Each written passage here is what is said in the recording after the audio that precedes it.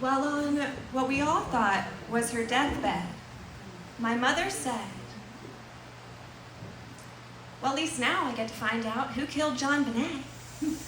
There are no secrets in the afterlife. It's all revealed on Judgment Day.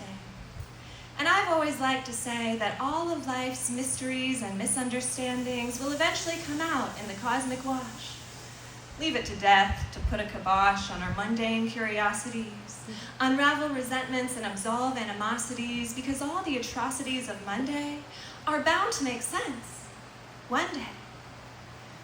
Perched atop a heavenly cloud, we'll look down and watch the movie of our lives from every angle. Perhaps then we can untangle the knots we tied through misinterpretation, and even the most confusing injustice will get its explanation.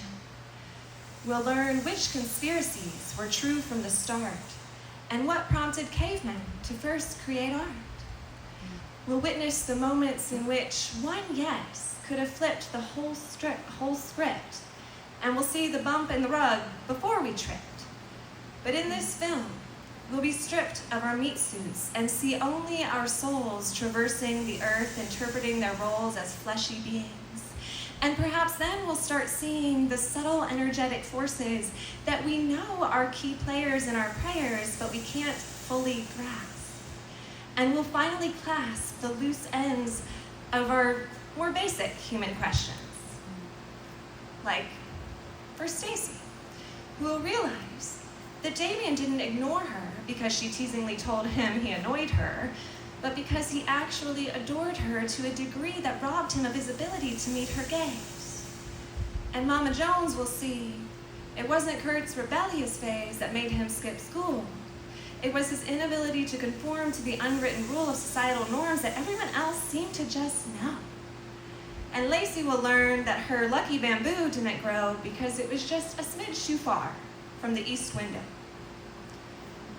Over cosmic popcorn, Kelly will conclude that the doorman was never trying to be rude when he refused to say hi, but he was known to have a wandering eye, and he'd promised his wife, who he loved more than life, that he would look to her alone.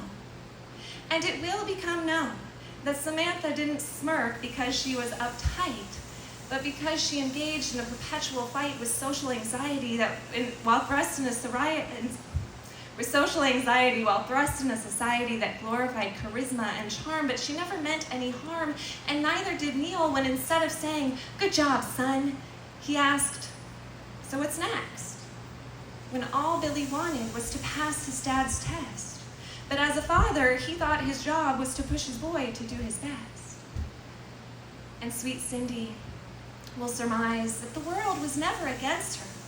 But loneliness has convinced her that the worst fate of all would be to end up a spinster.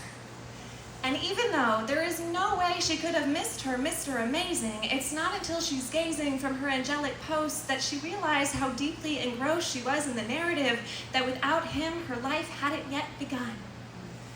She'd spent all those years pining when she could have been having fun if she'd just changed her story. But we can't go back in time. So all praise, honor, and glory to the things we now know. Lessons learned at the perfect tempo, keeping the beat of divinely timed flow, which sometimes feels so slow. We wish we'd seen it sooner. But how would that go? Maybe we did see it, but we weren't ready to grow. And we can't get the up-glow from the glow-up until we consistently show up. And even though we may grow up, it's not until we grow wings that we fully understand those invisible strings. But wouldn't it be nice to have a clear crystal ball? The honest psychic would tell you that defeats the purpose of it all.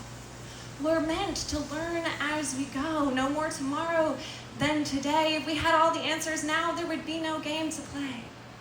So maybe finding out who killed John Bonet isn't what my mom needs just yet.